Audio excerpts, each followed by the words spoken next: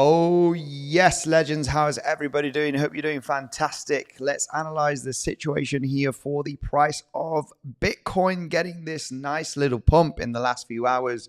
Is this pump sustainable? That is what we are going to be taking a look at, guys. Make sure to absolutely destroy that like button, guys. If you do enjoy the content, you just need to scroll down the video and smash it up. Okay, we can see that we do have some few likes here running down below, and now we're going to be taking a look at the price of Bitcoin. First, a quick hello to my fellow followers. How are you doing, guys? Hope you had a fantastic weekend. Let's analyze the situation here for the price of Bitcoin, because you know we are hitting some resistance right now. That is true. We did not get any major pullback. These were the pullbacks that we got throughout the weekend. So this is kind of uncommon price action. Okay, would it be nice to get a little bit of a pullback here and look for the long idea to get above $107,000. Okay, very shallow pullbacks throughout the weekend, very choppy, and then just finally breaking out. This was the pullback. right over here, right? Because this is one wave, this is the consolidation, and then we got this next wave to the upside. So we were very much looking at the idea of, let's see if we do get a decent corrective move to the downside, get to 104,000, maybe slightly below, and then obviously look for that breakout, look for a channel-y situation here. However, the channel was uptrending, right? We did not stop the uptrend momentum throughout the weekend, and now getting this move to the upside. The overall question right now, is this pump sustainable? What kind of Elliott wave theory scenarios are we looking at here? Does it make sense that this continues to the upside from current price levels successfully? That is the main question, because we are at resistance. We are at the golden pocket. This is a major level that we have been talking about in the last few days, especially in yesterday's video. We at the golden pocket. We are getting a reaction. The price could reject from this point, right? It could get a pretty decent pullback from this zone. It is the value area high of this entire range with the golden pocket, right? And the price has stopped there in the last 30 minutes. So it's an aggressive short. Let's leave it that way. It's an aggressive, short trading setup here. After forming, I see it more as a three-wave structure, throughout the last couple of days when we had this V-shaped recovery, not an easy trading environment here. Eventually, when we have this pump to the upside, you realize that another wave to the upside is highly likely. I was leaning very much that we are going to be getting another wave up to sweep above $107,000 basically, right? However, this pullback, it wasn't a pullback, it was a pull up, right? It was a pull to the upside instead of to the downside to get this leg to the upside. So, I have to say, it's just a complete V-shaped recovery that we've had throughout the last few days. Not an easy trading environment. If you did not catch the swing failure pattern long, well, you kind of had to jump into the long position here, which is, if you do manage risk accordingly, then that is great. However, a kind of a channel-y pullback would have been the ideal scenario. But sometimes we don't get this ideal scenario. But it was very much expected that a leg to the upside was highly likely. And the main reason why, as explained throughout many videos and, live streams, that the market moves in either 3 waves or either 5 waves. And we only got 1 wave up throughout the recovery on Friday. And then, of course, the weekend, a little bit choppy and uptrending. So regardless of a range formation or a corrective move to the downside, a leg to the upside is, was expected, right? Just another leg to the upside. There was lots of liquidity that is getting wiped up right now of the market as we're getting this rally, okay? With just hundreds of millions of short liquidations, right? Massive short squeeze, okay? This pump doesn't have insane volume. So that is the main question of today. Is it sustainable? We are hitting resistance. What Elliott wave scenarios are we looking at right now? Is there a way of counting this as a 5-wave structure to the upside? Doesn't look that great, okay? So it looks more 3-wavy. And with this 3-wave move up, after this movement to the downside, it looks bullish. And you might think, you're out of your mind.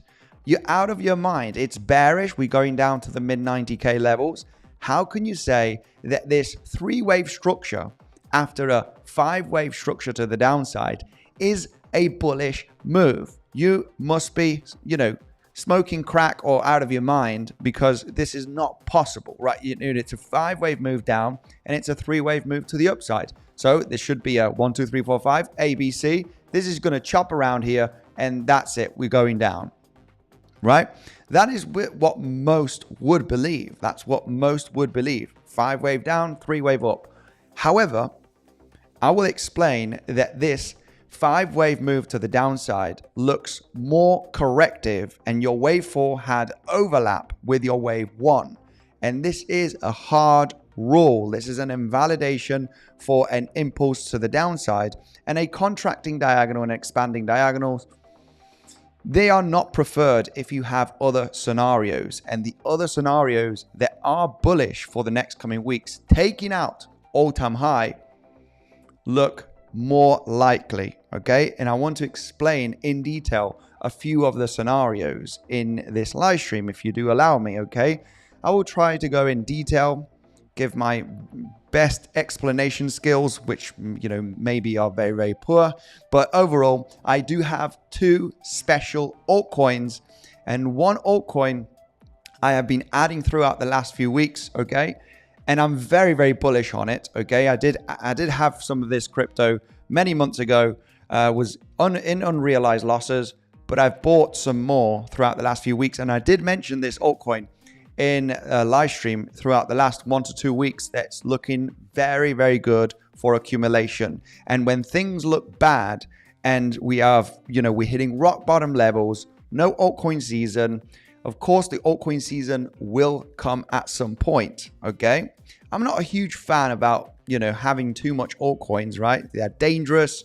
You know, you can get wrecked if you buy at the wrong levels. But I'm going to explain in this live stream how these two altcoins are actually at very good accumulating levels, okay? So the risk that you have to the downside is very, very low. If you would have bought a few months ago, yes, you could be half wrecked. But if you start accumulating right throughout these ranges, you have much more upside potential than downside potential. And this is extremely important to understand.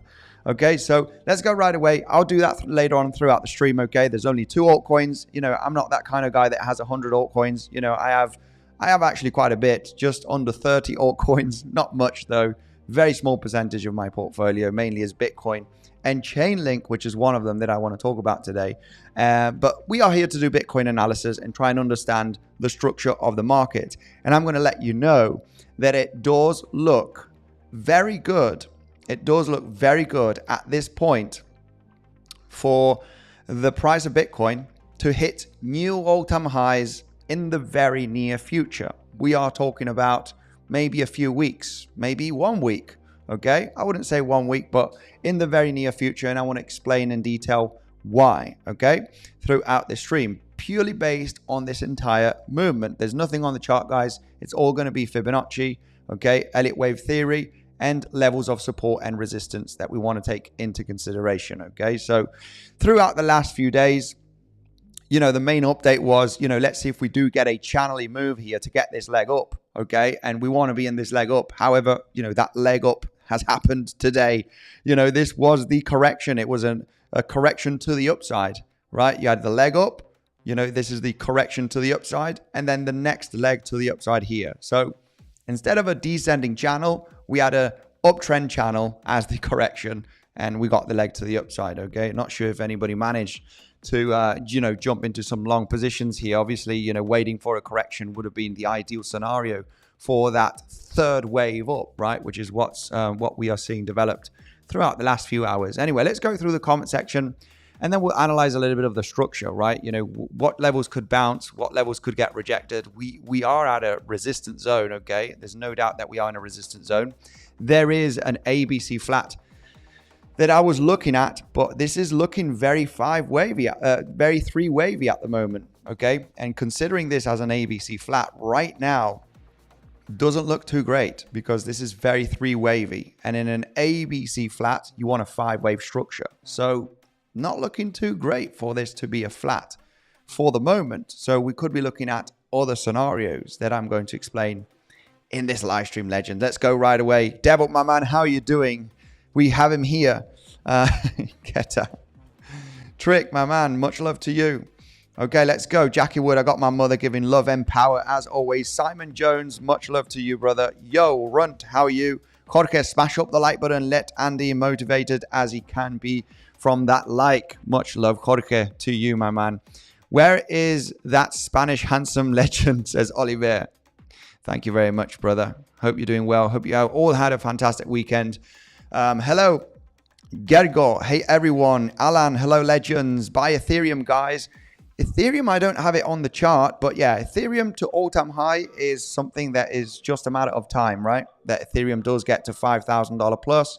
But there are some very, very juicy altcoins, guys. And I know that we've built, you know, a lot of hate on altcoins, right? Very bearish. We don't have quantitative easing, right? but you're kind of waiting for that event when everything starts pumping aggressively to say, okay, yes, altcoin season now, when everything's pumped, 200, 300%, and you're like kind of rushing in, right? So this event will happen. And, I like to take a look at a few altcoins that are really bottoming out and they're looking good for a reversal for the next coming months, if not weeks. So 100x long says Jerome, much love to you, my man. Eric, hello. Sentinel, start already. Okay, I'm sorry, my man. I'm starting now. I don't think so. I think it will fall.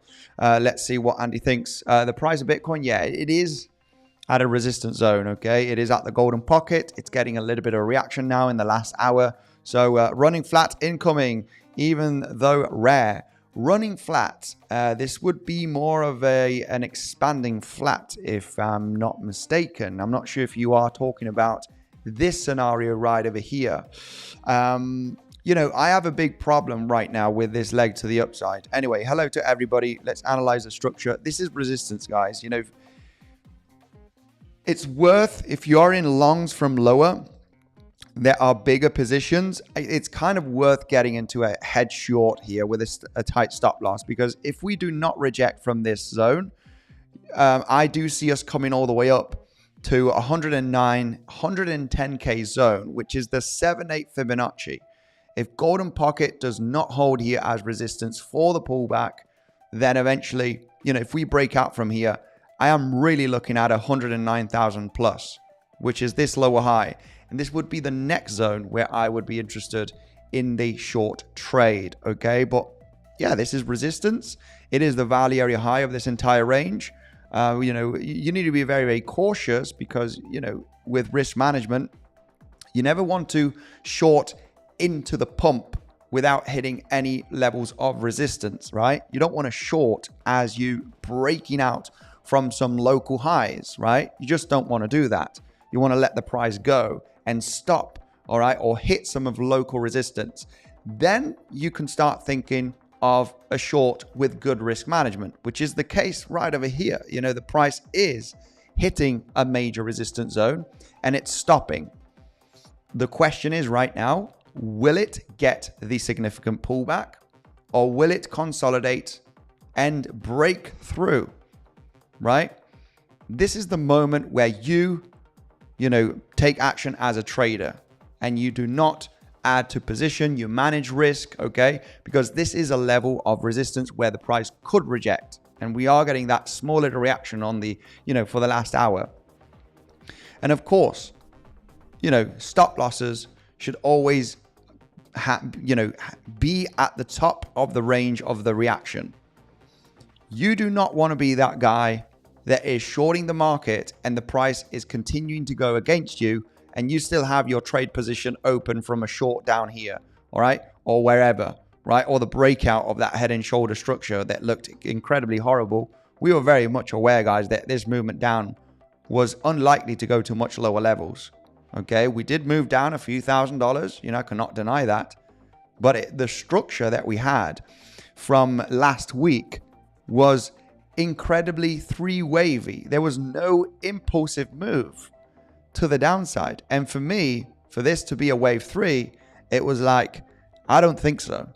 I don't think this is going to be a wave 3, 4, 5, right? And have a massive impulsive move down. There was no way. I was strongly believing that this is going to end up in a 3-wave structure, purely based on the start of the leg down from this rally. And this is, this is extremely important to understand. It did look bad. It did look bad, right? We did actually come down, beautiful swing failure pattern from the lows. This is like that you got a 1 to 2 hours or so to take action on this trade to get at lower levels. Of course, you could have longed here all of this pump throughout Friday. You would still be good. But if you wanted to catch, decent low levels and manage risk a bit better, well, that would have been the best option, and I was very, very confident on the analysis that any, breakdown beneath these lows is, highly likely that it's not going to get continuation down, right? I just didn't see this price being impulsive. And this was very much explained, guys, I wouldn't worry about a drop down here in this zone to sweep up the lows. It did drop down to even sweep the lows of this previous range, but that even gives you a better option, you know, to sweep of the liquidity of the lows and, you know, look for a long position on the bounce, right? As you're not continuing to the downside, realizing that a wave 4 formation here is unlikely to then get the breakdown. You know, this was unlikely price action to be formed here, and a V shape, you know, I was kind of expecting a possible V shape throughout this rally, which did happen. And all of that had to do with this movement here to the downside, legends. Okay, this was absolutely key to understand from the highs of the rally. How did we move down? It is key to understand that this breakdown ain't going to be successful. It's not going to be a successful breakdown, highly likely unsuccessful breakdown, which it was. It ended up in a big V-shaped recovery. And you got a lot of people talking about the head and shoulder structure, right?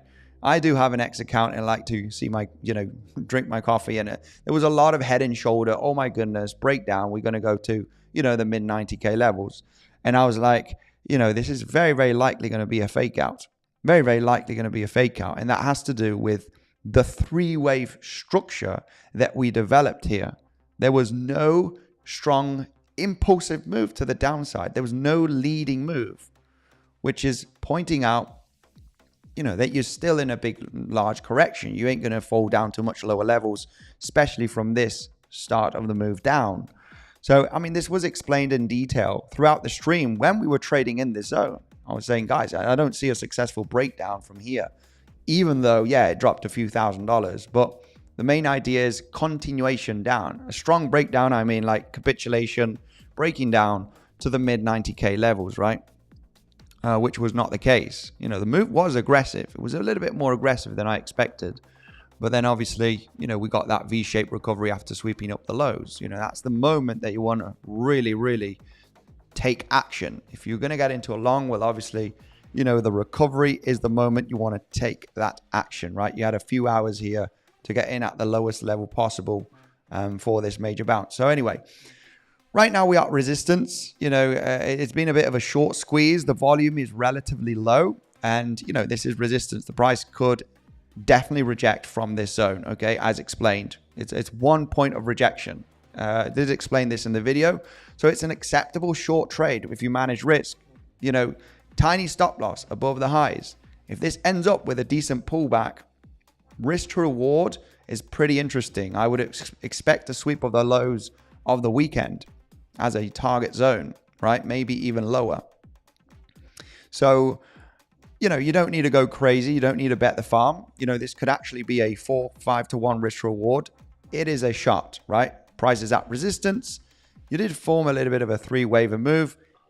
If the price does break from here, I do not want to be in any short positions in this zone. Stopped out. That's it. You're cutting your loss. That's it. Don't be emotional. Don't hold the short. Don't add to the position. We might go to all-time high. Maybe it is possible. You know, is there a chance to go to all-time high? Yeah, there is. Even though this is a very shallow pullback, would I consider this the development of a wave 3? I mean, and this a wave 2. You know, this is a very, very shallow pullback for a wave 2, all of this. So I would really not consider this being high probable, right? Wave 2, wave 3, this is your wave 1. I don't see this happening. You know, this is, for me, it's an unlikely scenario. You know, there's no, why? Because wave 2 has been extremely shallow, and this has been more of a short squeeze. It's just been a pump with relatively low volume. You know, I'm not looking at the price to hit all-time high, right, between today and tomorrow. You know, a rejection is extremely likely, either here or either here. So I want to trade these levels. I want to jump into a short either here, or I want to jump into a short either here. I want to manage risk like a beast, stop loss, cut losses if we continue to the upside. That's totally fine. If you're in longs, you know, from lower also. But, you know, it's either rejection from here or rejection from here. You don't want to hold a position as you break through this level, because you don't really know if you're going to reject from the 7/8 Fibonacci and swing failure pattern from here. I mean, this is a very, very good level in between 109 and 110, because you do have the point of control of this zone, right? You do have the point of control of this zone. And it's very, it's very, very nice to see also the confluence based on Elliott wave theory, right? Elliott wave theory gives you bearish case scenario. It gives you a bullish case scenario. It gives you many scenarios, okay? So with all of these many scenarios, if you hit these crucial levels of resistance, you can take action on that trade, right? So, first level is this one, value area high of this entire range with the golden pocket from all-time high to the low. It's enough confluence to actually get the rejection. Will this rejection manage to dip down beneath the higher lows of the weekend and fill that CME gap? Because we do have a CME gap, guys. That is coming down to the $104,000 levels. So yeah, it would make sense. It would make sense for actually the price to reject down to that zone at least, right? As a kind of a target one, if you're in this short position. So yeah, it does make sense. Manage risk accordingly, guys. We are at resistance. The price could get rejected from here after having this choppy price action. If we do not get rejected and it breaks through, I'm not interested till we get to the next level, which is slightly above $109,000, right? We got that point of control from that range all the way up here, right? With the 7/8 Fibonacci and a lower high. And this lower high is very, very beautiful for a, kind of a swing failure pattern scenario. So these are the only two levels of interest, okay? That doesn't mean that we are going to get rejected. This is not like 100%. It would be nice to fill that CME gap, okay? I'm not a CME gap fan, but I do realize based on Elliott wave theory also that we could come down below $105,000, right, to sweep up those higher lows where the CME gap is. But CME gaps don't need to get filled, okay? That's one thing, but just something to add, right? Let's try and fill the CME gap and get resistance from here. But what I want to explain from these levels of resistance is you don't want to be that guy that says, I'm just going to have a short position here, no stop loss, and I'm just going to be ready to add to the position if we do get a double top, right? It might not double top. If we go higher, I'm going to add to the position, right? And you're kind of building up a short, and we do not know. Maybe the price, which I think is unlikely, is going to go to all-time high. You just don't know that, right? So building up a short is extremely dangerous, right? You need to have your levels on the chart. It's either reject from here or reject from here. If you break out this zone, I no longer want to be in that short. I want to get into a new short later on based on the reaction from the point of control, maybe even hitting the 7/8. You can treat that 7/8 as a swing failure pattern level also, if not this lower high. But that's a new fresh trade. You are no longer inside of this trade, right? So, this is the difference, right? From people that manage risk and people that do not manage risk. They will just they'll just have high conviction that some of, this zone will get rejection. And they'll just have limit shorts, add to the position. You don't want to do any of that, guys, because, at the end of the day, we don't really know. It might just go to all-time high, even though I think it's, low probability. This is definitely the zone of rejection for the price of Bitcoin. So let's go right away through the comment section. We'll be going through the different Elliott wave scenarios, okay, throughout the next coming minutes, which are, they do look quite interesting. We could be building up a multiple 1-2 scenario here, and it's more bullish than we think. Maybe all of this, I did get a few hate comments, guys, on the previous video.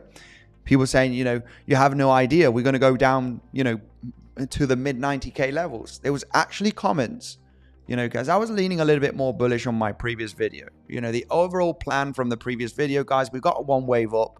It would be nice to get a correction and then another leg up to sweep up above $107,000, right? That would have been the main, idea here. But the correction was to the upside, So, a lot of people were saying, this is bearish. We're downtrending. It's going to go, down to the mid 90K levels. Price is bearish. And, well, we ended up pumping today. So what can we say for that, right? Could it go later on? Yeah, possibly yes. But, you know, the overall idea was sweeping up, you know, above $107,000, right? We had a lot of liquidity, which we are seeing that, you know, massive short squeeze at the moment. However, we did not get the pullback. You know, these channels after a pump and then a continuation, you don't see them too often. You do see them, right, as we see now right now, but you usually don't see them, right? Usually you get the pump, you get the correction, and then you get the pump, right? This is the most common way you would see the price action develop. You know, now we had an uncommon way, which was a uptrending channel and then the next pump. So, you know, which can get a lot of people very confused. But overall, I would like to label this as a three-wave structure. I want to label this as I see it as a three-wave structure, or the most bullish case scenario, which I need to take it into consideration.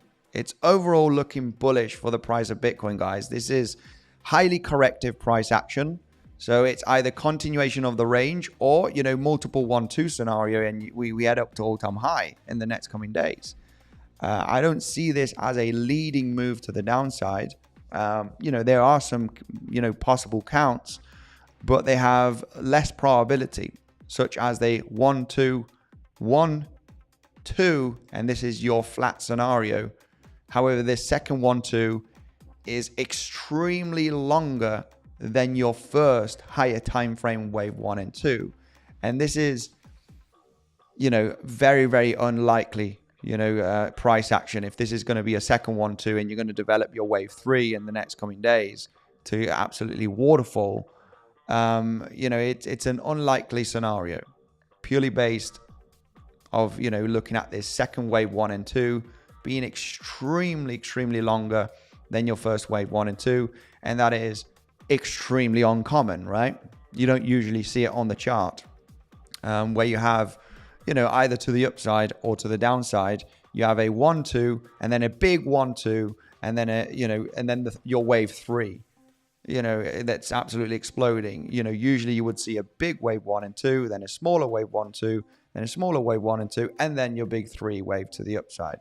Like this, not like this. So this applies the same to the downside, right? If you're looking at the bearish case, and the bearish case based on, it is possible. So we always need to take it into consideration, which would be this scenario. You always need to take you know, a bearish case into consideration, which would be this scenario right over here. 1-2, 1-2 in your flat, and then we start rolling down aggressively, right, somewhere in this zone. It's possible. You only need to trade the levels, right? And you know, as you do see a bearish case scenario, and if the price doesn't form the bullish case scenario that we're going to explain in the next coming minutes, you at least have a short position. You have a plan, and you have levels of resistance. And this one, in this case, you know, it is pretty simple. It is that golden pocket from the high to the low. It is the value area high of this entire range. So, you know, there is resistance here, you know, regardless if the price is going to correct down and then get another leg up, or is it going to waterfall? You know, at the end of the day, I do not know how the price could develop.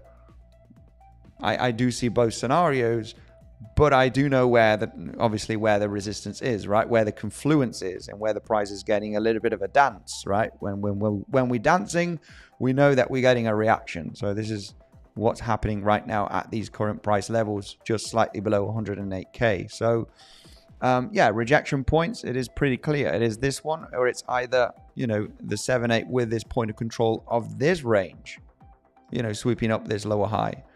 There's two levels that I like as a rejection. Regardless if it's going to be extremely bearish or not, well, you're in the short position anyway, right? So what would be the other bullish case scenarios? What would be the other bullish case scenarios here, looking at the price of Bitcoin, right? This is the extreme bearish case, which, you know, I do see it having low probability. Another bearish case scenario. Yeah, this is from a few weeks ago. The other bearish case scenario is, you know, basically ranging for a little bit longer. You know, you're looking at this possibly to be your wave X. Okay. Considering this a flat, I mean, I had a little bit of a bad time here, really looking at this as an impulsive move to the upside. Okay, you know, you could arguably discuss, is this, you know, wave 1, you know, wave 3, wave 4, wave 5? It's just, there's lots of overlap. Could this be counted as a 5-wave structure? You have some extensions here. You could, you know, let's leave it as you could. It's not the best, you know, the best price action when you consider Elliott wave theory. I have to say, it's just, it can be labeled a bit 3-wavy. It can be labeled as a 5-wave structure. You just got a few extensions here between, you know, your wave 3s, you know, 1, 2, 3, 4, 5, and then your 5th wave is now, you know, just finishing off here. It doesn't matter, right? It doesn't really matter because the levels of resistance are pretty clear, right? Which is currently one that we just got rejected a few $100 right now, you know, from that just slightly below 108K. So if this were to be the other local bearish case scenario, which is going to be very interesting to see in the next coming days, is a sideways WXY. No, nobody likes these kind of corrections because they're just extremely complex. Okay, they're complex. You just see fake outs and overlaps everywhere, and it looks like a big fat mess on the chart, right? But overall, you would be labeling this as your zigzag move to the downside, this as your ABC flat. And I mean, this ABC flat, the B wave really extended, you know, passing the 1.618 extension, which is rare also. So you don't have a perfect you know, perfect structure. Sometimes you extend on some Fibonacci levels, right? And, you know, I just want to explain this right over here. If this were to be an ABC flat, you know, inside a WXY, your B wave extended to the 1.618 extension, right? Which is rare for a B flat, expanding flat. You know, most commonly you would hit the 2361382 and going as far as the 1.618 in a B wave of a flat. It's uncommon, right? You do see them, but you don't see them much, right? And obviously, as we talk about probabilities here, if you see something play out 8 times out of 10, then you say that's highly likely. If you see something play out 2 times out of 10, you say, well, this is unlikely. So this is like a 2 times out of 10 scenario where you see a B flat, okay, a flat, your B wave hitting the 1.61 extension. You just don't see it much. So you need to take that into consideration also based on the probabilities. So, however, it's not impossible. This is Bitcoin. It is crypto. You know, we've seen, you know, obviously less probability scenarios play out many times. So you just need to always take them into consideration. So looking at this structure right over here, you're basically looking at a sideways WXY where you have a zigzag move to the downside in your wave Y. You got your flat here, and all of this is corrective. At the end of the day, you're looking at all-time highs to happen at some point. And inside of the Y wave, you got 2 options right now, which is consolidating in a triangle, okay, for the next few days, right? And you end up breaking out to the upside. Obviously, we're going to see this develop, right? We ain't going to talk about it right now. It's pretty irrelevant because there's other scenarios that could happen. But if we were to consolidate here throughout the next coming days, it will be looking very good. If we do form a triangle in this zone between $109 and $103,000, give or take, right? And we really form a triangle here. This is a bullish triangle because it's formed by this sideways WXY. So there will be time, if we form the triangle, we realize it can be a bullish structure when we consider this sideways corrective move, right? Other scenarios that we can see develop eventually on this Y wave is a flat. Okay, so you got your flat scenario here. And right now, say that we can't come down, you would come back up again to claim the highs and possibly claim the lows again, right?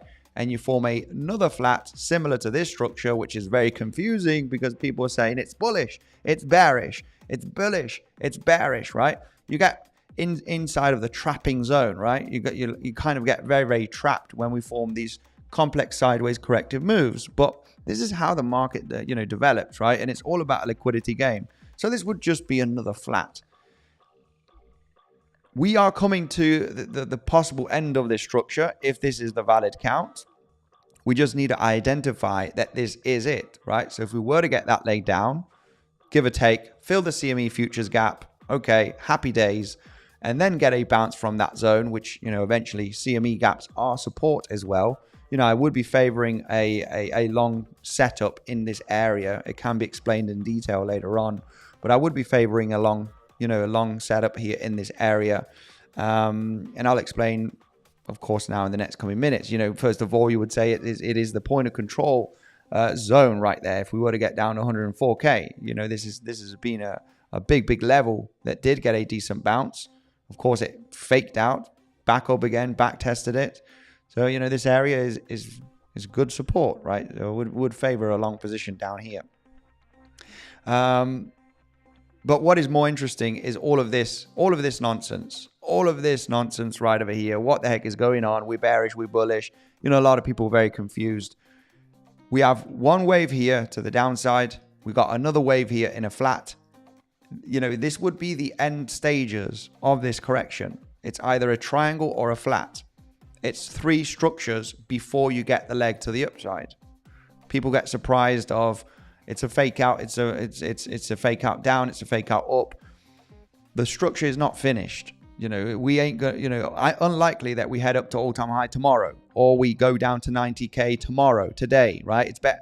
We're in a range, we're in a corrective range that is not finished. You need to understand this, right? Anybody that says, we're going to all-time high tomorrow or, very, very soon, well, it's not understanding, how the price action moves on a chart, which is literally like this, right? So there's two scenarios for this sideways, okay, still corrective structure. If we do continue sideways in this range between $109 and $103,000, 102, give or take, if we continue in this range for the next coming days, it's either going to be a flat or it's either going to be a triangle, and it highly likely will be bullish. It's going to be a moment that you need to be ready as a trader to get into this leg to the upside to claim all-time highs. And I know the bears will be like, screw you, this is bearish. There is the bearish case, but this is why we want to get into some shorts, be defensive, right? This is a resistance zone. I'm happy to short here. I'm happy to short the 7-8.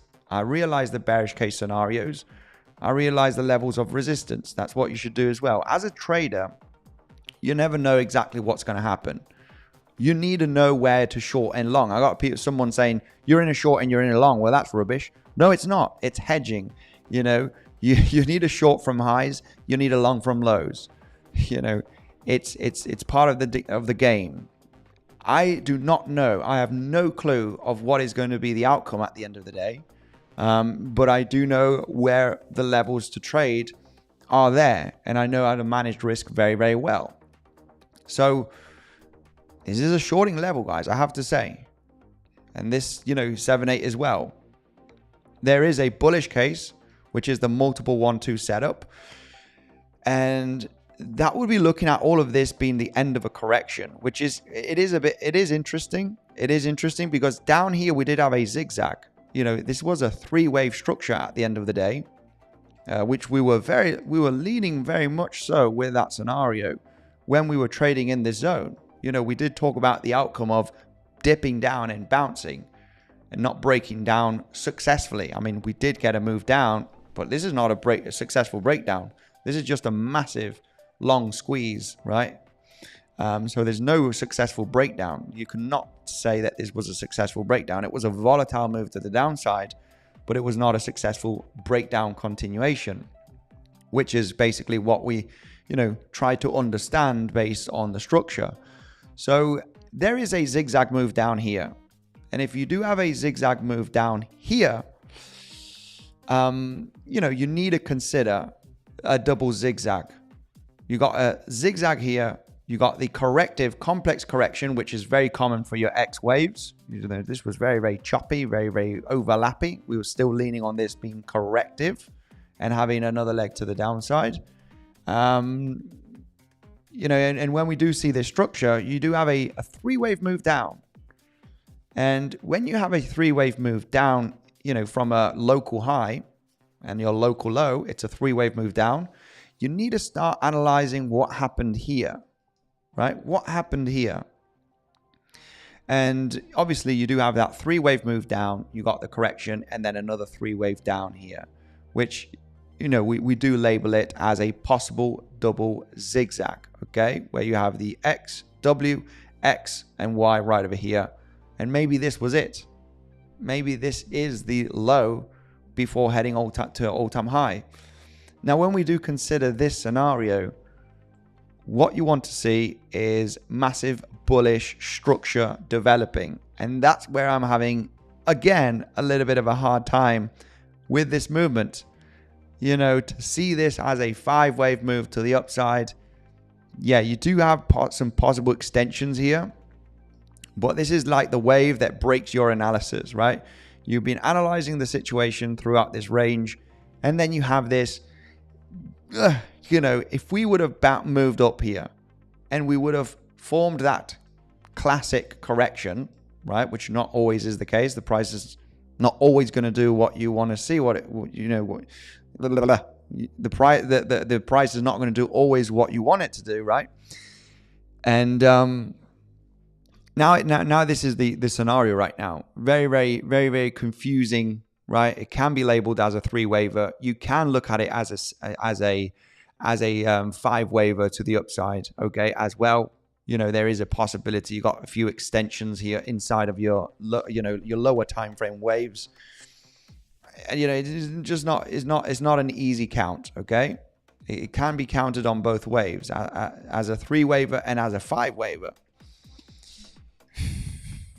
It is what it is, right? It's not the most beautiful kind of price action. If we would have got that corrective move down, right, after this leg up throughout Friday, and then this leg up, then this is good. We got a three-waver. Now the question is this a wave 3? It continues to the upside, or is it a wave C? But this price action is just not too clear. If you don't have too clear, that if you don't have it clear, if this is an end of a five-wave move up, or this is, a three-wave structure, you don't know what's going on. What you do know is that you're hitting resistance.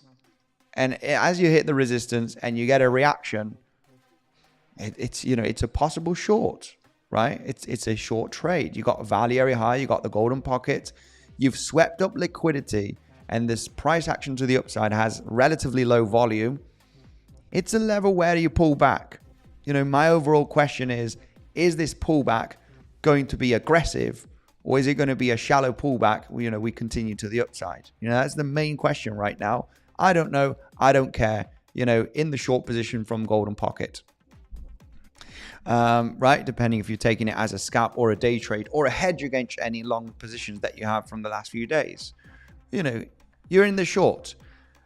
If the bearish case scenario does happen, which is that, multiple 1-2, I'm not favoring this being a 1, 2, 3, 4, 5, just because we overlapped. That's a hard rule. This is no longer your wave 4. It can be only as a expanding diagonal. And, was talking about 𝗬𝗆 the other day, trying to figure out where did Bitcoin form an expanding diagonal throughout its history of price action. And it's extremely rare. You might find 1 or 2 valid counts. It's preferred to count it as a complex correction. But if this were to be a 5-wave structure, the only valid count would be an expanding diagonal, which is extremely rare. You don't see them. You might see 2 out of 100 times, right? On the higher time frame, it's like very, very rare. So you really don't take it into consideration. You take more into consideration that you're forming either a sideways corrective move and you end up coming to all-time high in the next coming weeks. Or the other alternative here is a double 1-2. The double 1-2 scenario, you know, it's there. It is there. And obviously this is bringing a massive breakdown in the next coming days as your wave 3. Bam, bam, bam, flat right there to confuse the people. And then big breakdown in the next coming days. You know, I have to say, I don't like it too much. Just looking at the probabilities for this scenario to play out. You know, this is a low probability scenario, but the probability is there, right? It's like going to the casino and you know, putting all in zero, right? It's low probability, but it, you know, it can, you know, the zero can come out, right? So low probability doesn't mean it's impossible. It's just, you know, it says it's lower probability scenario. So, however, you know, as a trader, you do realize, you know, as I do know that this is a possible scenario, and I do realize that this could be an ABC flat, right? Regardless if it is going to be the bearish case, which is this one, or the bullish one, which would be this one. Both of the scenarios, these ones at least, if it is going to be a corrective sideways move or a bearish scenario, they both point out that, you know, a corrective move could happen in this zone. Because you have the value area high, you have the golden pocket, it is resistance, right? Sometimes you don't need Elliott wave theory, of course, but it would give you a little bit of, you know, just be careful because, you know, the bullish case could play out. So you want to take some profits at locals levels of support. Regardless, it doesn't matter. It is a level of resistance. You know, a pullback from this zone is, you know, is very much expected. It's a high probability pullback just because of the amount of resistance that there is, especially with this movement up. You know, it doesn't have massive volume, right? We do have stock market open right now. It seems like that maybe stock market is rolling down. You got that CME gap as well. We love CME gaps, right? I don't like them, but you have the CME gap as well. And there's going to be a lot of, you know, CME gap lovers. And, you know, in a Monday or a Tuesday, try and get that corrective move to fill that CME futures gap.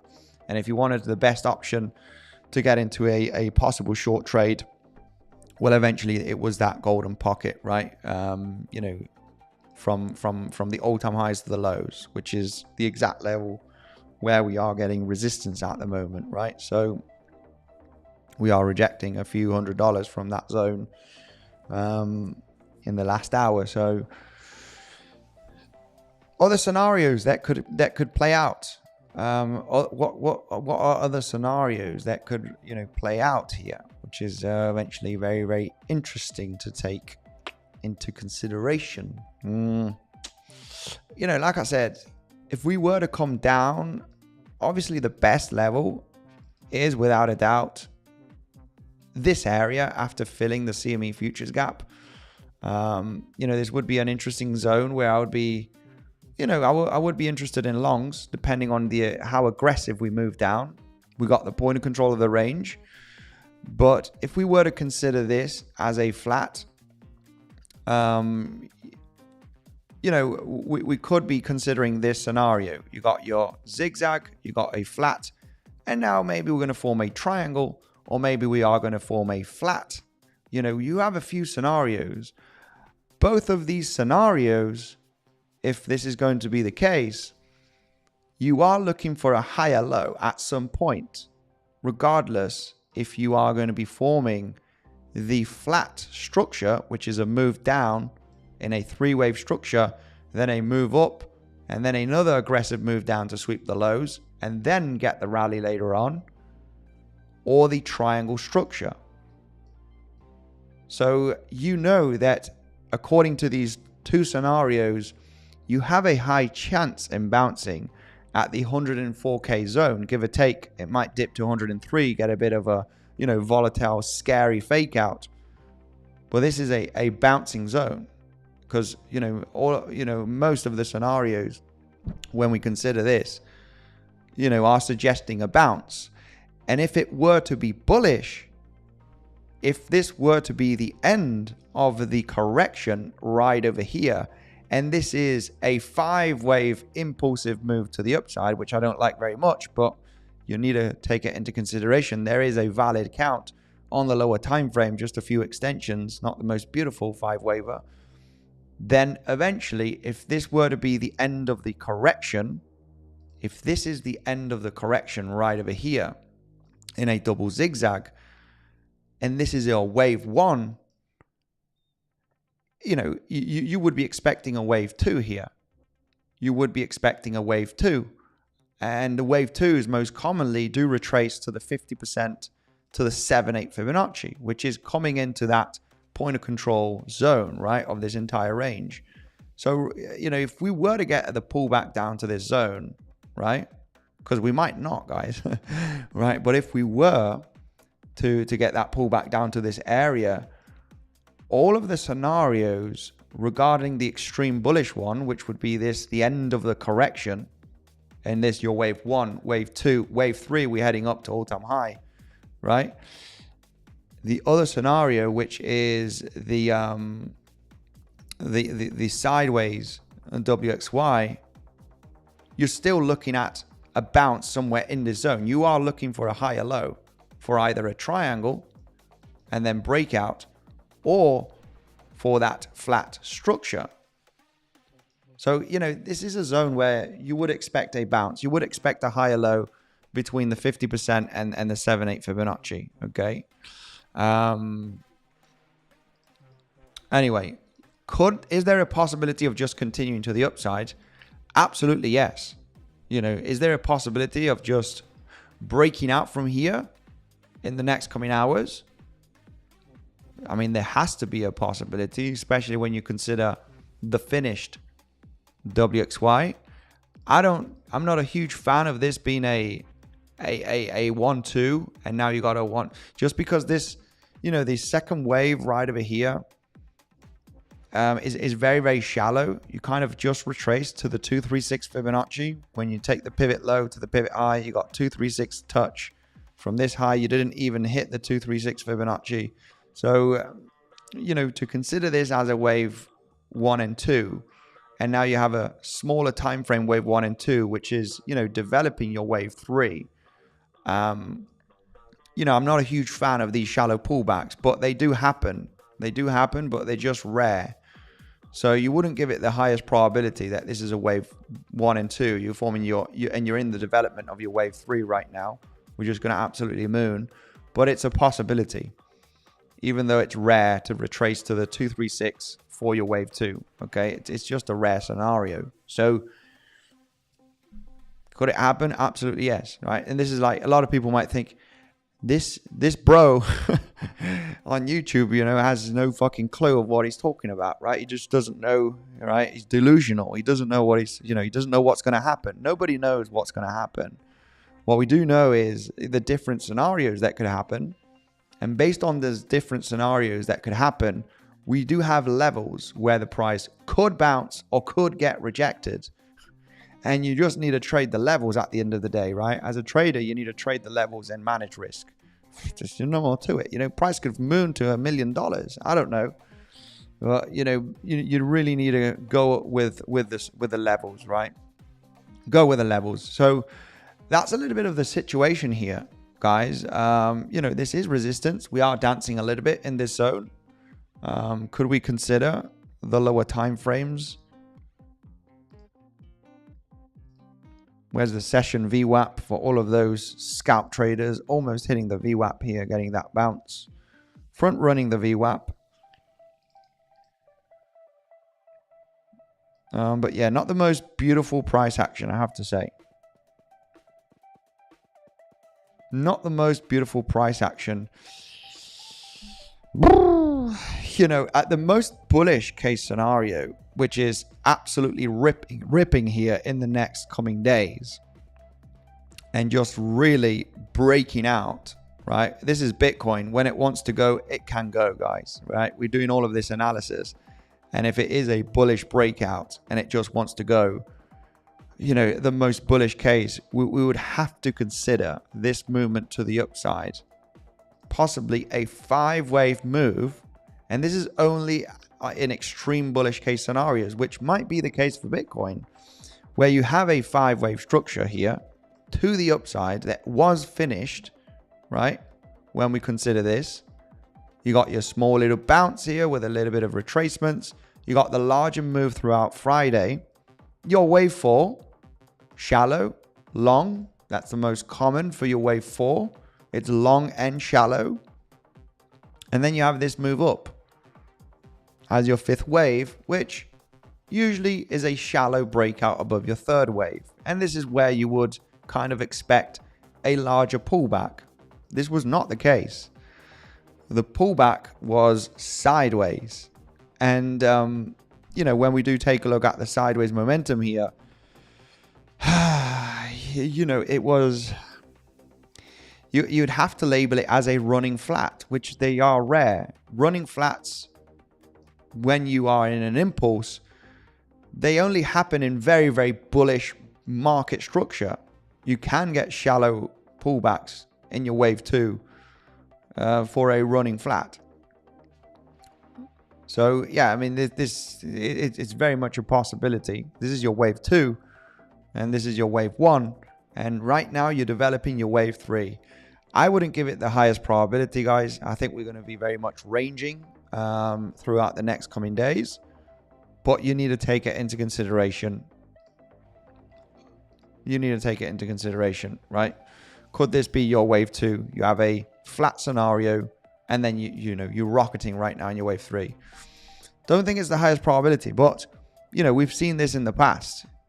We've seen this, you know, these shallow pullbacks after a major rally, especially when the market is very bullish. I'm not sure if I would consider the market being extremely bullish right now.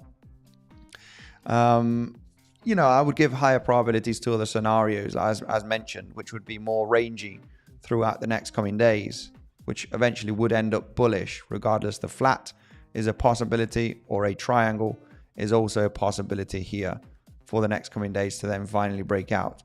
You know, I would want to favor that kind of scenario instead of the very bullish one. But just this is a perfect example, right? You had the lows here, the pump to the upside, very, very shallow, complex WXY, sideways momentum. For your wave 2, very, very shallow, just slightly hitting the 236 Fibonacci. So it's not impossible. It happens in very, very bullish environment, especially when you're forming another new leg to the upside. This only retraced to the 236.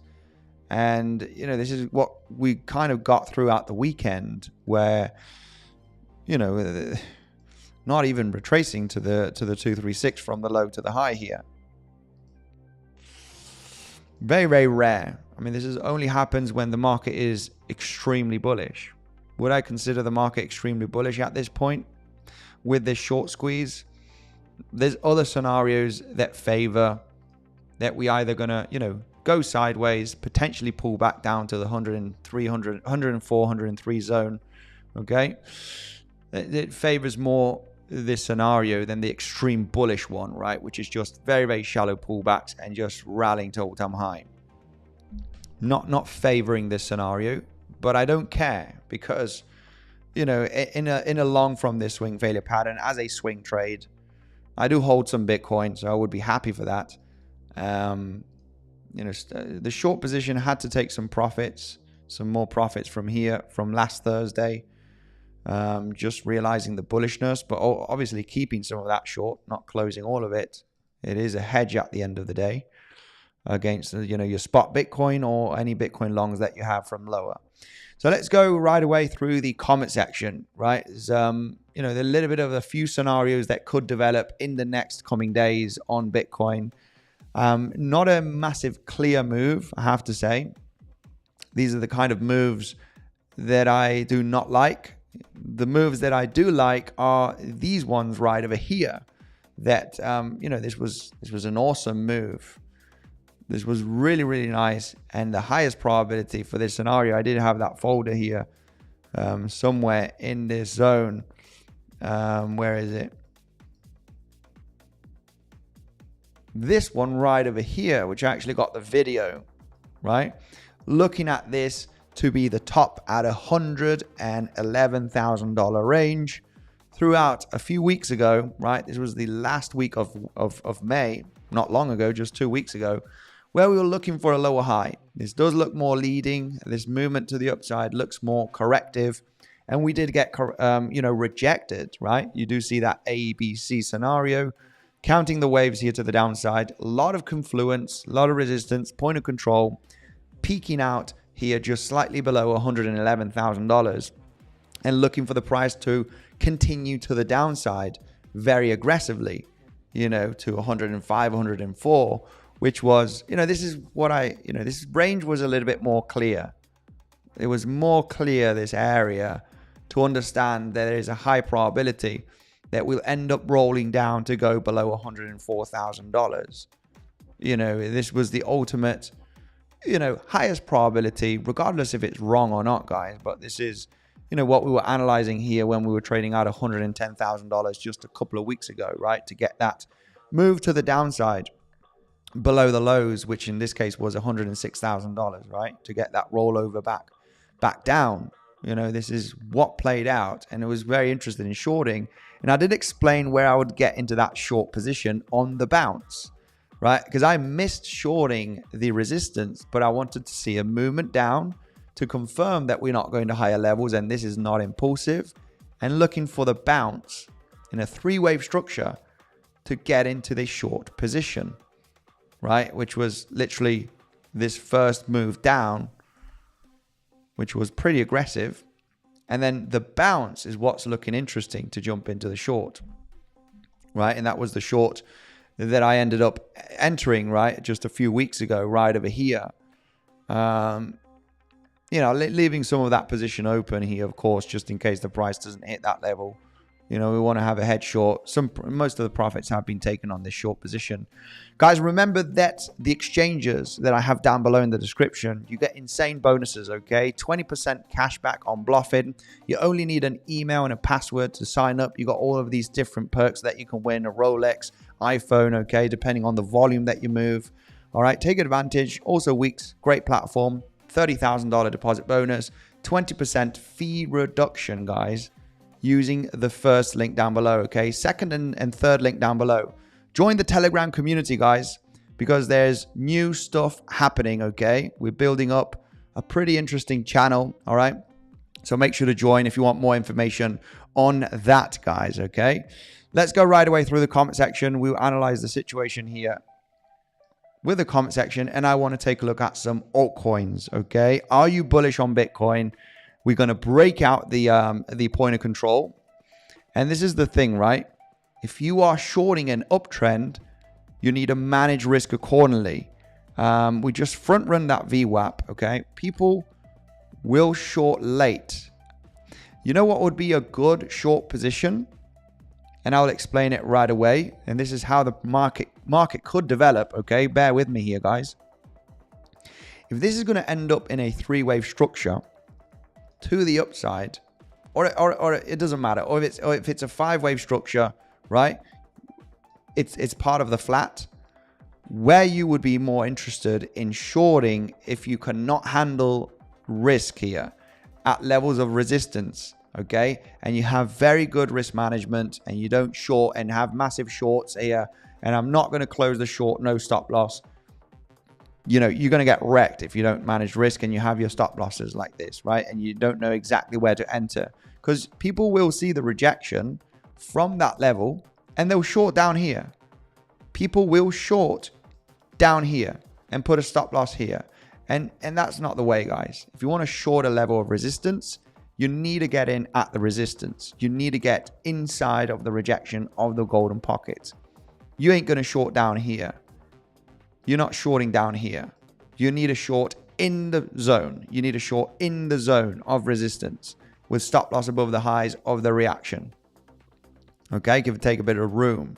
But if you're shorting down here after seeing the rejection, Oh, that's great. Well, that's not good. That's not good at all. If you wanted to short the rejection, okay, if you wanted to short, all right, don't feel left out, because there are other ways in getting into this short safely if we were to come down to below $104,000, right? Give or take, maybe 104, 103. You're looking for a next wave down. You want to be in this wave. Just like in the last few days, I know, guys, it didn't move like I mentioned, but sometimes it doesn't, right? Sometimes it doesn't. People forget about the epic moves and predictions, then they only just take a look at the last one, right? They say, you didn't, it didn't move like you said, or it didn't play out like you said. Well, I didn't see anybody talking about, saying this was an epic level, $110,000 range rejection. This was the level, and this was only about, 10 days ago, right?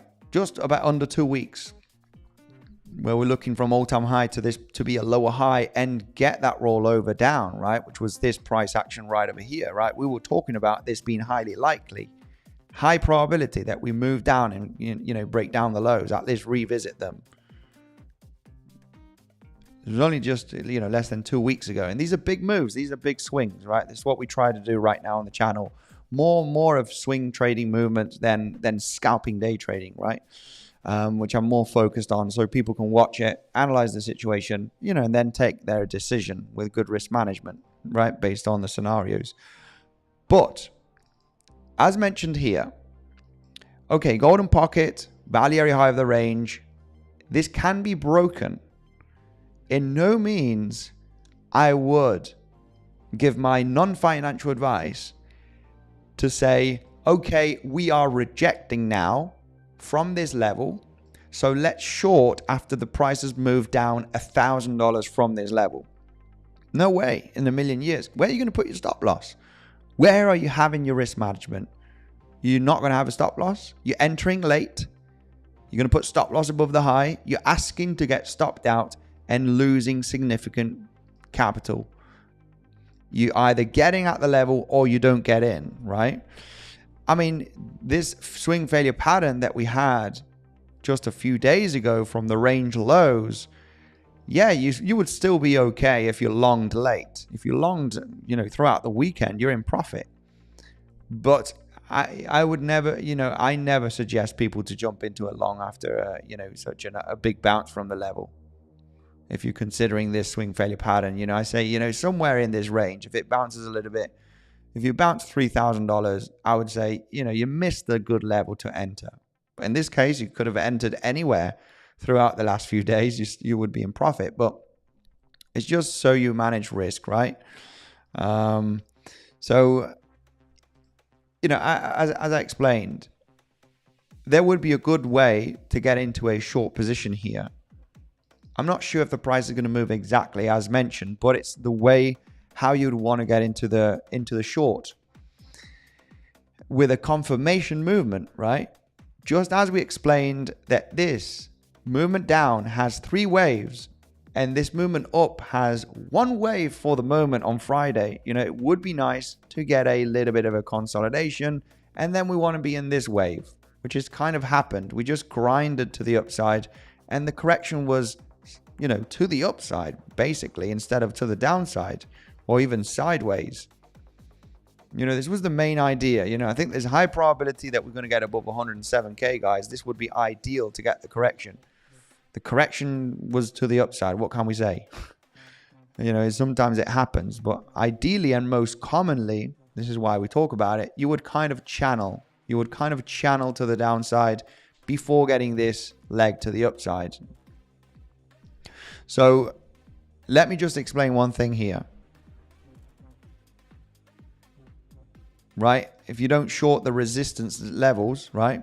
If you don't short the resistance levels, the exact highs, and you manage risk, what you could do, realizing that maybe this is, if it is a 5-wave structure, it doesn't matter. What we would be looking at, if this is an ABC flat, okay, and this is just looking at the next higher probability trade, so you can be confident in taking that trade.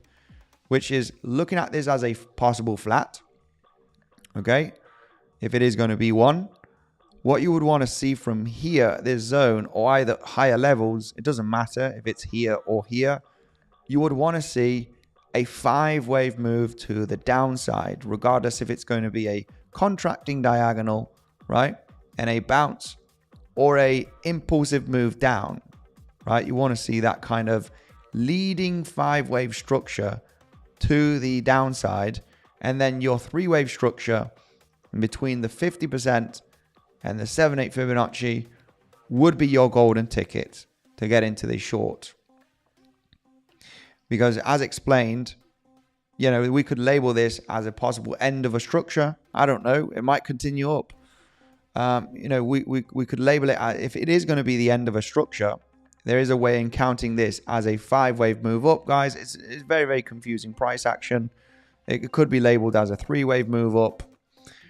But if you want to stay on the safe side, instead of trying to short, you know, the resistance, if you cannot manage risk, you're very emotional, you don't risk 2 to 3% of your capital, you don't enter correctly at a good level, you're managing risk with stop losses, you keep those losses small, guys. It's the key to consistent profitable trading, and for the next coming months and years.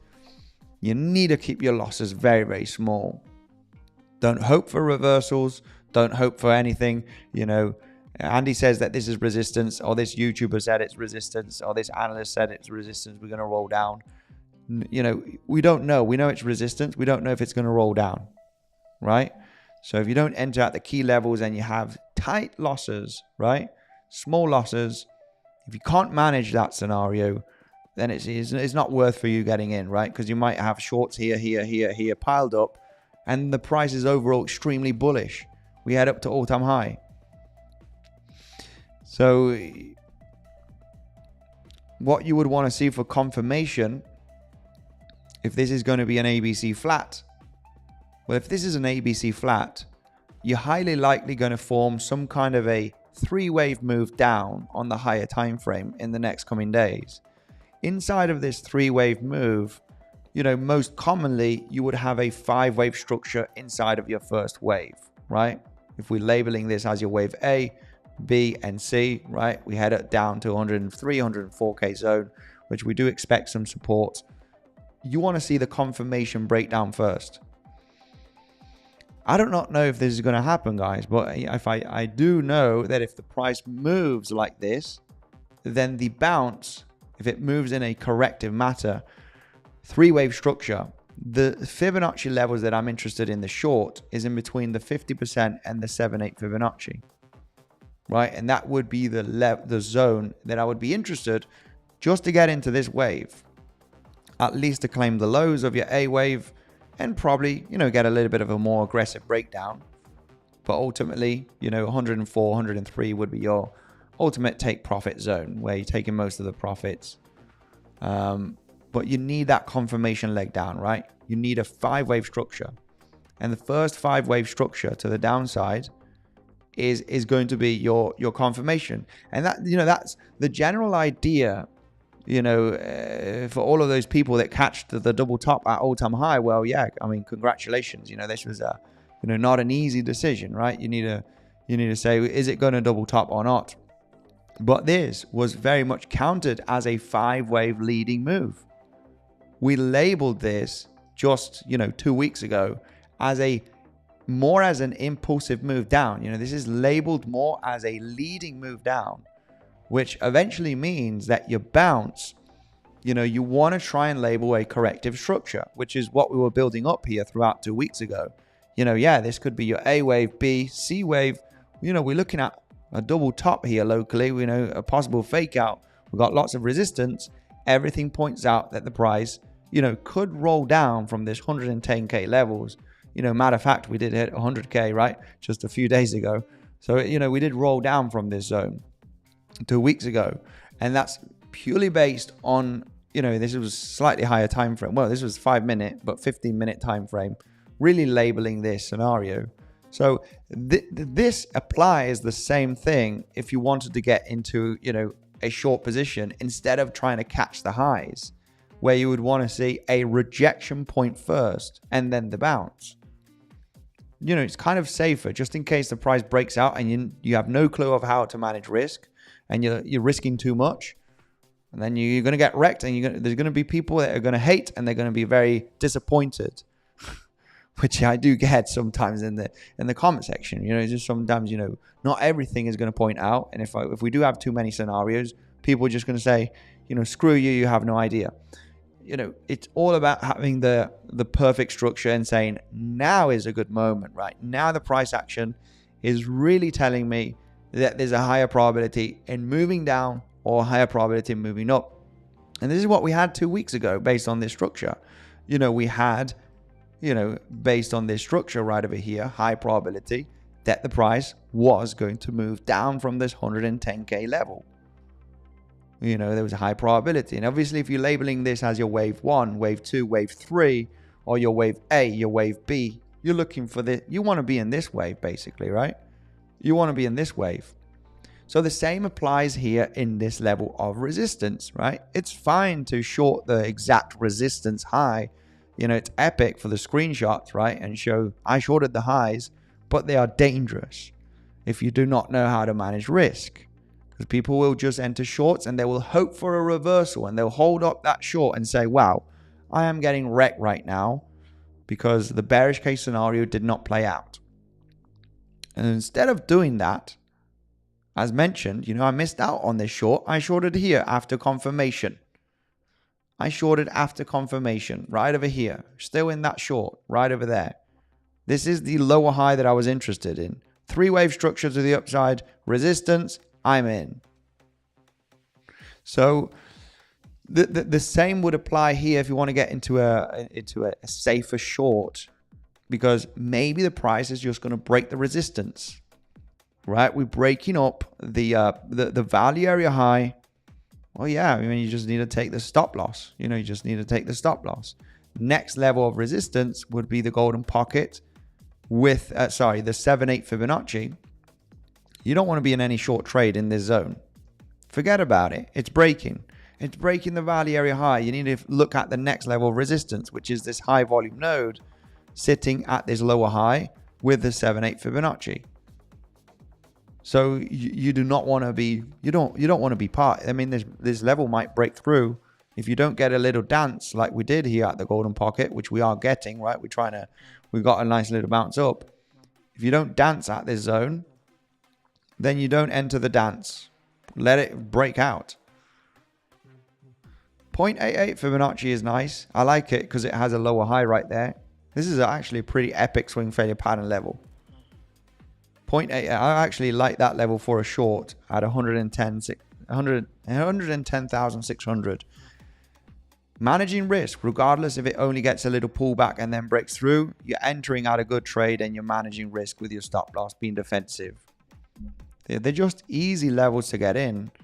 But if you can't handle risk, which happens to a lot of people, they'll just, I'm going to short here and put shorts all over here. We ain't going to all-time high. And, you know, that's what creates this huge amount of liquidity. This is irresponsible trading. Lots of liquidity to the upside. Swing shorts, they're just piling up. That's great. That's just money for the people that, you know how to trade. And, you know, anyway, just level to level, guys. It needs to be level to level. There's no other way. If you get into shorts in this zone and you just pile up, you have a chance of getting wrecked. So you know that you don't need if you know what's the problem, you don't need a trade like that. Stop losses are great, guys. I get stopped out all the time. It's part of the game, right? And the losses, we keep them small at very specific levels. And if you want a confirmation in, you know, that you are getting resistance, don't FOMO into a short on the first drop. You know, sometimes the price will really just leave without you. In this case of the V shape, right? This was just very V-shapey, guys. There's no pullback. We talk about getting into the pullbacks. There was no pullback here. There was no proper pullback. So, you know, whoever didn't catch the swing failure pattern, you know, FOMOing in, you know, it's very, very hard to get in here. Very, very hard. right, to get into the long. There was no proper pullback. But usually the pullbacks do happen. So if it doesn't happen, it doesn't matter. There's another trade around the corner.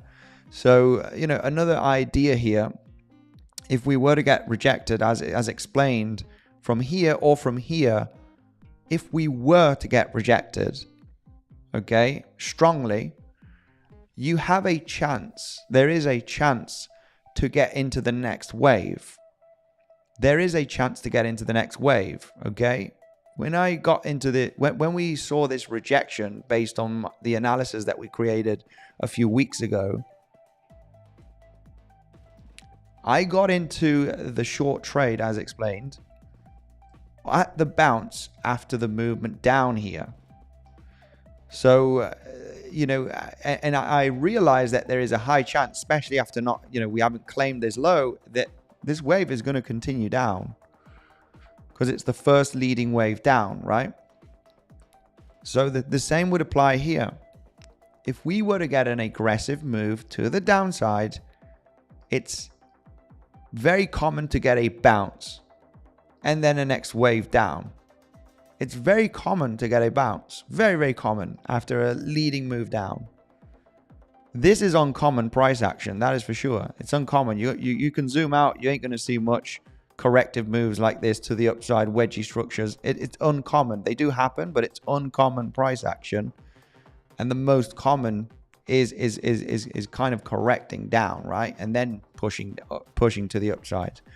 So the same would apply here at this, you know, if we were to reject from here or reject from here, instead of trying to catch the resistance, right? If you're not managing risk and you're like, I can't handle it, I just don't want to lose, I can't take that stop loss. You know, people don't like to get stopped out, and this is why they add to position, or they have, you know, it's a true story, right? Just like that. I don't want to get stopped out, I just won't have a stop loss. Well, yeah, this is why you get wrecked, right? It's a simple answer. So if you don't want to get the highs or try and catch the highs and you cannot manage risk here, okay, you want to wait first for the leading move down, because most commonly you will get some kind of a bounce in between 50% and 7/8 Fibonacci for the next leg to the downside. It's very common, right? And you want to trade what's most common. And this is a common way on how the price could move, right? If you do reject down, and you would want to get into the next wave. The price moves like this always. 5 waves or 3 waves. They can be complex, just like this one right over here. If this were to be the bullish case, it's a 3-wave move down, which is 1 wave. It's a corrective move here in a 3-wave, very complex. And then you have the next wave down in a 3-wave move to the downside. All of this can be labeled as a 3-wave move. So it always moves in 3 waves or in 5 waves on the higher time frame. So if you wanted to get into this, you know, this trade, you would have to wait for the first leading wave down and the bounce. And then you know that there's a high chance that you're going to have another wave, right? There's a high chance that this wave is going to happen after the bounce. Right, so it's just another kind of safer way to get in with a bit of confirmation instead of catching the high at resistance, managing risk. Because if you have a stop loss at the highs, it's fine. You know, it's a small loss. You need to take those losses, right? If you open a restaurant, you need to pay for your Cokes, for your Coca-Cola, for your wines, for your food, right? You need to pay out to sell it and make money. So the stop losses is a way of paying out a little bit to defend your capital, right? It needs to go down, you know, ever so slightly for you to make gains. But the moment you start trading irresponsibly, right? I'm going to short, this is going to form a lower high, and there is a bullish count. I'm sorry, but there is, right? There is a bullish scenario, which is a finished WXY here. There is a bearish one, but there is a, where is it? There is that bullish case scenario.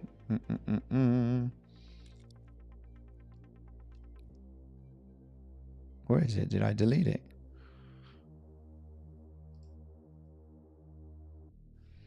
Hang on a minute. Where is that bullish case? Yeah, I deleted it.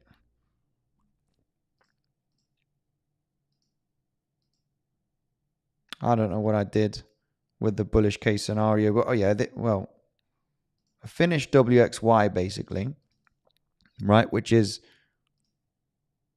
this being finished right over here. It's uncommon, okay? It would be uncommon, but there could be, this could be a wave 2 over here. This is your wave 3, and it just continues popping out.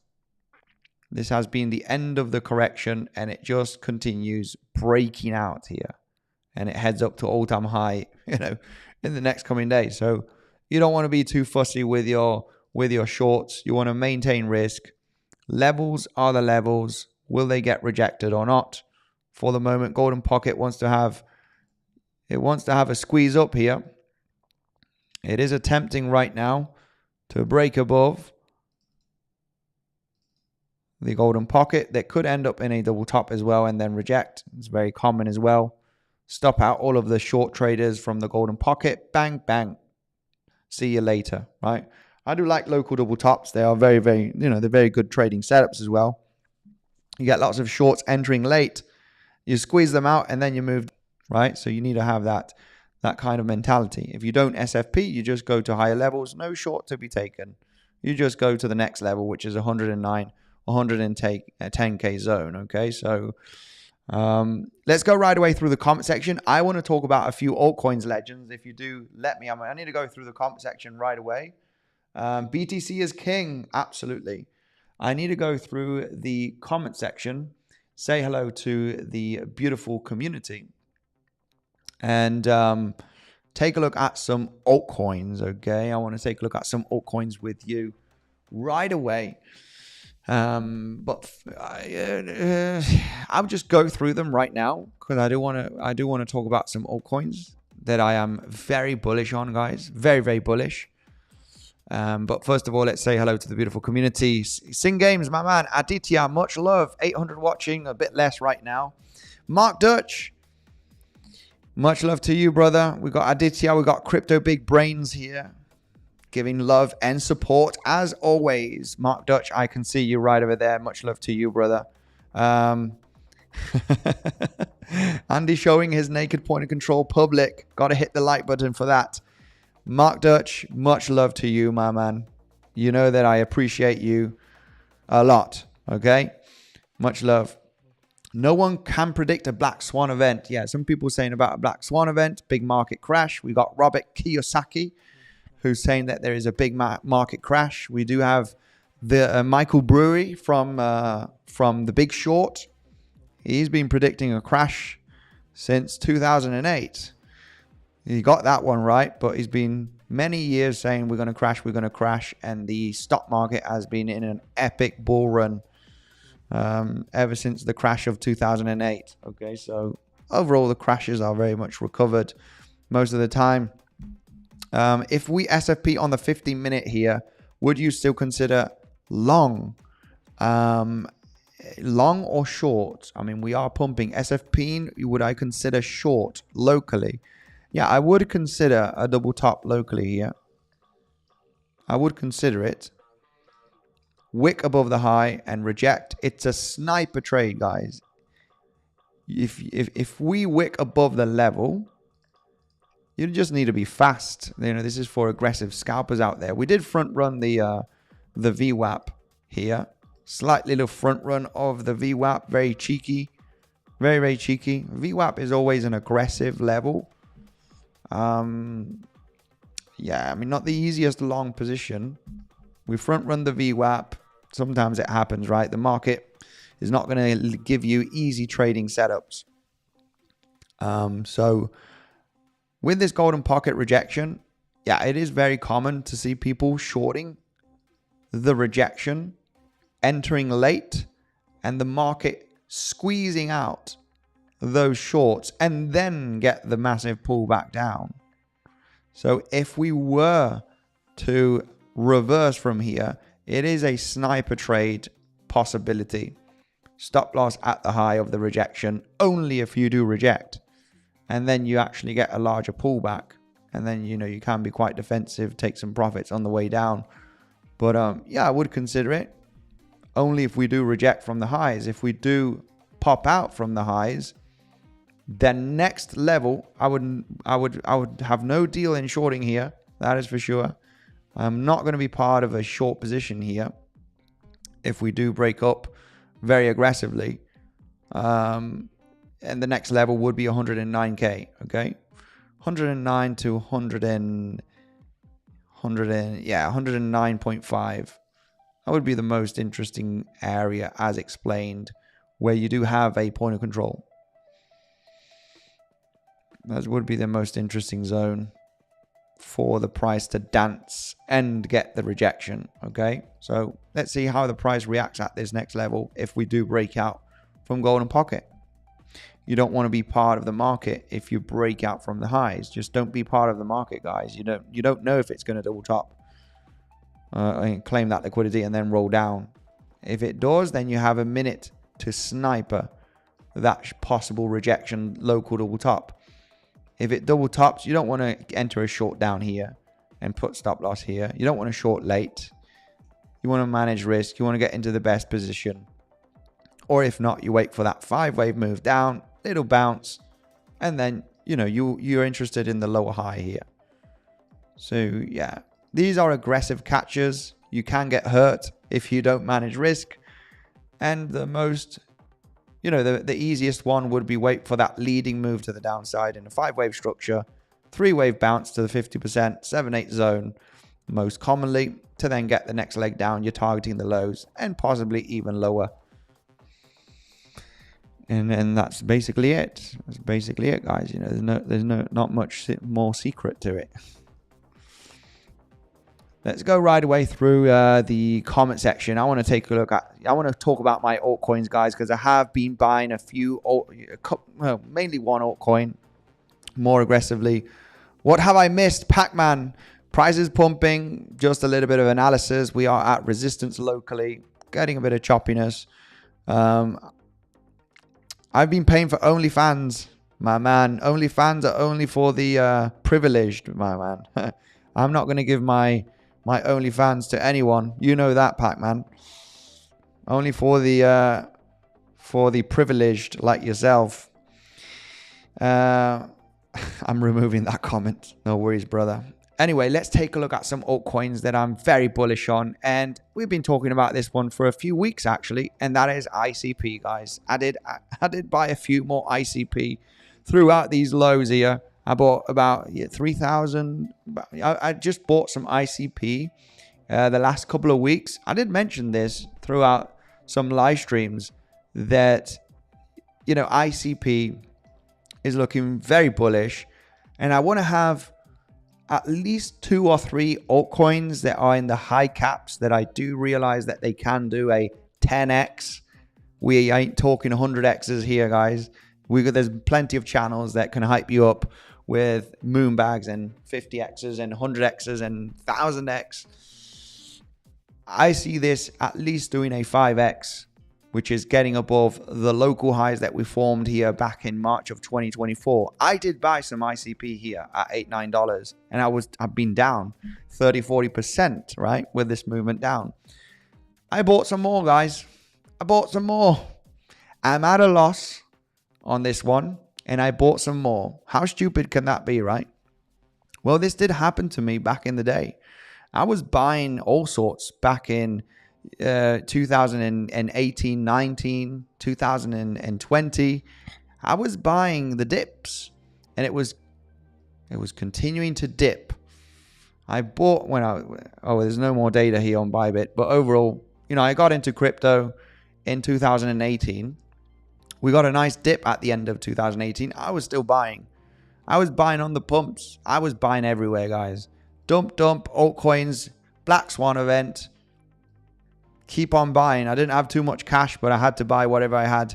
I just had a couple of $1,000 left cash, you know, and I spent 1,800 that I had just to buy more because I was all in already on crypto. So didn't have much cash I was a little bit aggressive back in the day. You know, just my first few years of trading and investment. And, you know, this was bad. This was very, very bad. My entire portfolio down over 70% on this crash. Got to buy some more. Got to buy some more. Everything that I bought here is in a loss here. Who cares? I'm buying more. Who gives a damn? You know, if you're in, you're all in. Well, you know, I'm a little bit more conservative now, I have to say. I do have cash. Not like back in the day, but you know, I just bought a few thousand ICP down here. Why not? Why not? This is epic. When you do take a look at this chart, this is absolutely epic. You know when you will realize that we have an altcoin season is when we are pumping like this. That's when you're going to realize that we're in altcoin season. I want to buy dirt cheap lows. Dirt cheap lows. And this is a good solid project. Chainlink is also a good project. You know, altcoin season will happen. Regardless if it's next month or if it's next year. I don't give a damn. I know that this is going to happen. Okay? Don't buy on the pumps though. Don't buy on the pumps. Because, yeah, it's not a good idea. This movement to the upside on ICP. You know what is interesting? As mentioned before, the market moves in 3 waves or in 5 waves. Always. Siempre. Forever. The 3 waves can be complex, of course. They can go sideways and they can be a little bit, you know, bit complex. But the market always moves like this. You know what? ICP, from the lows of 2023, I got a surprise for you, has moved in 1 wave to the upside. We've only got 1 wave up. We've only got 1 wave to the upside that actually looks pretty damn good. It's got a lot of volume. What does that mean? That means that there is highly likely another wave coming to break above $20. I want to be part of that, guys. I want to be part of it. I want to be in this wave. We moved down in a 3-wave structure. There we go. 3 waves here, guys. 3 waves. There you have it. 1 wave up. That means one thing. That means this at some point. That means this at some point. So you take that with a grain of salt. No financial advice. But I bought a pretty significant stack of ICP the last couple of weeks. And we did talk about this structure. It's actually looking pretty damn good today. It's actually looking, looks like it wants to pop. It is bottoming out here quite a bit. A little bit of an inverted head and shoulder kind of structure. Yeah, I mean, if you wanted to get, I would say it's still okay. I did buy here, guys. I just hold the bag. I'm not worried about what I bought of ICP back in October of 2024. It doesn't matter. I'll hold the dip and I'll buy a bit more. It's okay. Everything will be a-okay in the future. It will be just fine. So, I mean, looking at this looks awesome. You even got a Gartley pattern here. It's even a Gartley pattern. Well, this is hitting the 0.88. I mean, it's hitting the 0.88 on the regular chart. So it would be more of a bat scenario. But it's regardless, high volume on the pump. High volume on the pump. Corrective price action. Yeah, this is a full recipe to absolutely blast off. So anyway, you take that with a grain of salt, guys. You know, I'm just a crazy guy on YouTube. I'm just telling you what I'm doing. And, you know, I've bought a little bit of ICP here throughout the last few weeks, which, you know, was explained as well on the streams, right? This is bottoming out, guys. It's a good zone because you will realize, hey, altcoin season, let's buy up here. It might roll down later on, maybe then recover, but you don't want to buy when it pumps. It's actually a pretty nice inverted head and shoulder structure here on ICP, and it does look like it wants to pop. It does look like it wants to pop out here from this price action that we've had throughout the last few weeks, right? We've got a bit of a descending neckline here, and it does look like it wants to get that pop out. It looks good. It looks good. Look good. Dump, range, pump, dump, range. Everything looks good, especially when you take into consideration the higher time frame pump right over here. I'm here to make money, guys. I ain't here to fuck around. And this is a good zone.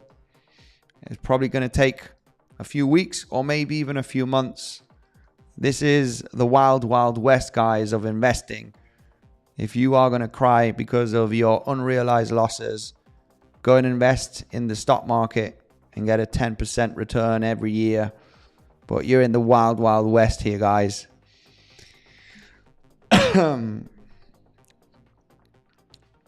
Let's go right away through the comment section. Don't know what this clown is about. Don't clown me, man. You'll be banned. Devil, my man, much love. I also spoke about ICP on Friday. Structure looks good. Structure looks amazing on ICP. I do think it will do very, very well. And we want to buy low, guys, right? Remember, I know we do buy high and sell low, right? Buy the hype and sell the fear, right? There's fear right now. There is disbelief of there is not going to be an altcoin season. I mean, this might range for another few weeks. Not lying. Summer's usually choppy. It can be bearish. We are living in uncertainty times. Bitcoin dominance is going through the roof, right? So, yeah, maybe. Yeah, Bitcoin dominance is just flying. I mean, ICP is pumping with the Bitcoin dominance, so that's at least a good sign. It's showing some strength against the dominance. But Bitcoin dominance is, yeah, really rallying. You know, Bitcoin dominance might continue to the upside for the next coming weeks, and we might not see altcoin season just yet. Okay, so anyway, it's just an investment. I like to have a bag of altcoins because what happened to me in the past as well is you realize you didn't buy enough, right? You didn't buy enough when everything starts, moving to the upsides and recovers. So it's just DCAing, guys. And a crypto that I DCA'd in the last couple of weeks, as mentioned also on the live streams, I think it's the one that looks more sexy, right? Chainlink looks good as well. Chainlink does look good as well. But overall, I've got plenty of Chainlink. I haven't been buying Chainlink at these levels. But they've been discussing this with Devil. It really does look like more as a double 1-2 setup here, just because the movement that we've had here looks incredibly corrective. So this is something that I was discussing with Devil, that there is a high chance that this is a double 1-2 setup, and we're expecting a 3 in the next coming months. So buckle up, guys. It's going to happen at some point. Get your moon boots on and put your seatbelts on. But you just need to be patient. Short BTC before the data. We do have some news later on today or not? I'm not sure. Not today. We have some pretty interesting news on Wednesday. CPI data coming out. Inflation. Going to be some volatility. I might go live here throughout this news. So that will be very interesting. Guys, let me go through the comment section. Bought some ICP, ICX, Icon, BTC breakout. BTC breakout. Let's take a look at BTC, what it's doing. I got a little bit distracted with the altcoins.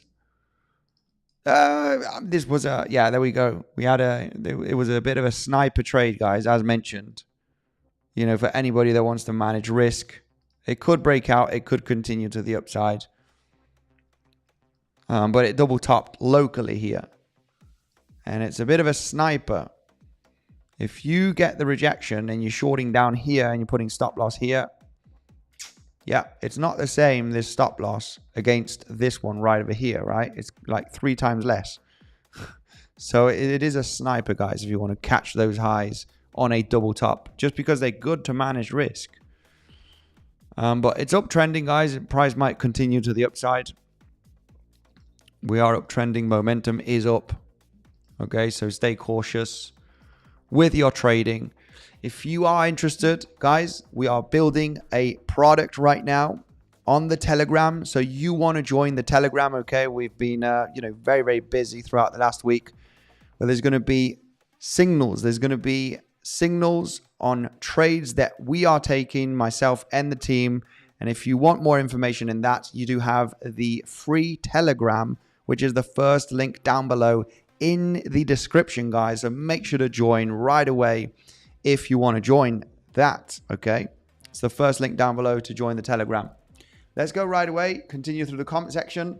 I attempted short. My position is protected, says 𝗖𝗿𝘆𝗽𝗍, absolute legend. You need to be a bit of a sniper in front of the chart. I was distracted here with ICP and the other coins. But yeah, double top was a scenario, guys.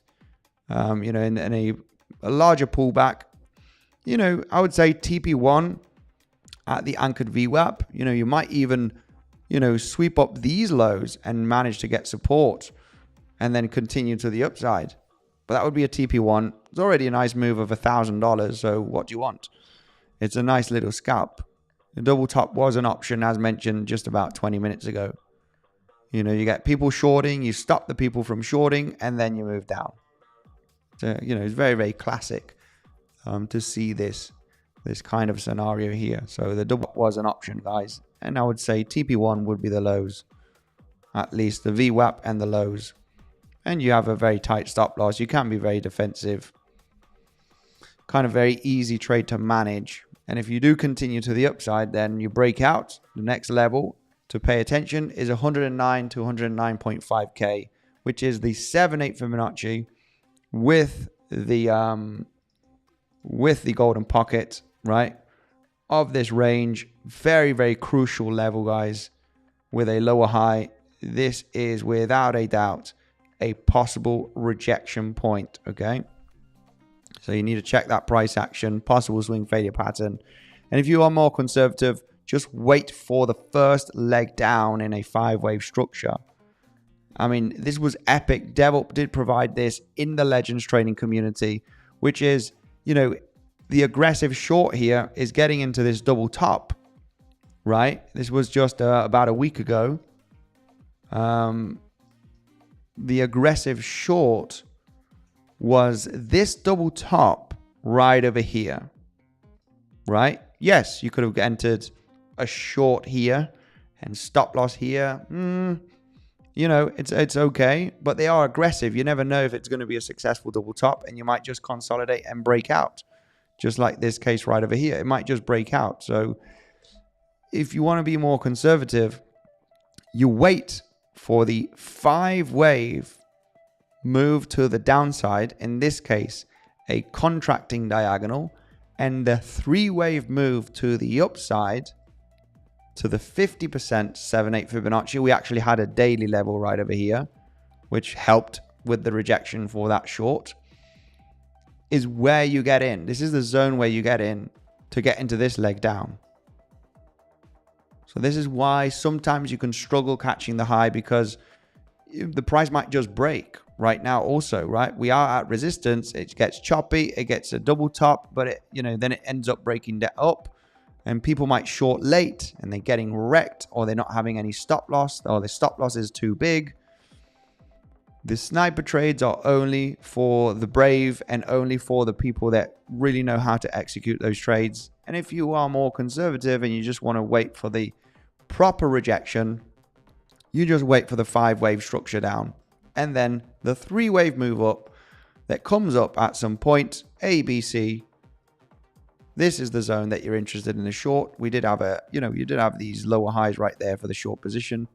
It was actually very nice. This was pointed out in the Discord, which was a very, very nice short. So same would apply here. We don't know if it's going to be a contracting move, okay, diagonal, or it's going to be an impulse. You got a clear 5-wave structure down, and then the bounce between 50% and 7/8 Fibonacci is going to be your zone of interest, where you want to get into that next leg to the downside. So you have the option. Catch the double top, catch the resistance levels, manage risk accordingly, or just wait for the next leg down that is impulsive It might be corrective, guys. It might be a 3-wave structure, and then it might continue to the upside. So it's really important to detect a clear 5-wave move down, you know, on the 15-minute, 5-minute time frame, right? To really look at that lower high 3-wave structure to then be in this wave down, at least to claim the lows, your minimum target, right? So that is the overall idea. You need to be patient. It could take hours. It could take, you know, a couple of days till you actually find that good trading setup, right? For this case, for that confirmation. But maybe this could happen in the next coming hours. It is a possible scenario, right? So if it were to move down, you're like, oh, I missed the short here. Well, don't worry. If it moves down impulsively, you're looking for a bounce in a 3-wave structure and then the next leg down, because the price moves in 3 waves or in 5 waves. So there will be a second chance in this case, right? So anyway, legends, thank you very much for joining today and smashing up that like button. How many likes do we have? I think the like button was absolutely crap today. But anyway, what can I do? Over 300. That's pretty epic, guys. Thank you very much for those likes. I hope you enjoyed the content very much. On Bitcoin, what we're looking at, different levels, different scenarios. Adapt to the market. Make sure to join here the Telegram community if you want some more updates. Okay, it's the first link down below in the description. And remember that you do have those exchanges down below to claim those bonuses. All right. No, just an email and a password needed. Okay, I was going to say another word that I'm not allowed, but you know the deal. Thank you very much, legends. Trade safe, and I'll see you in the next one.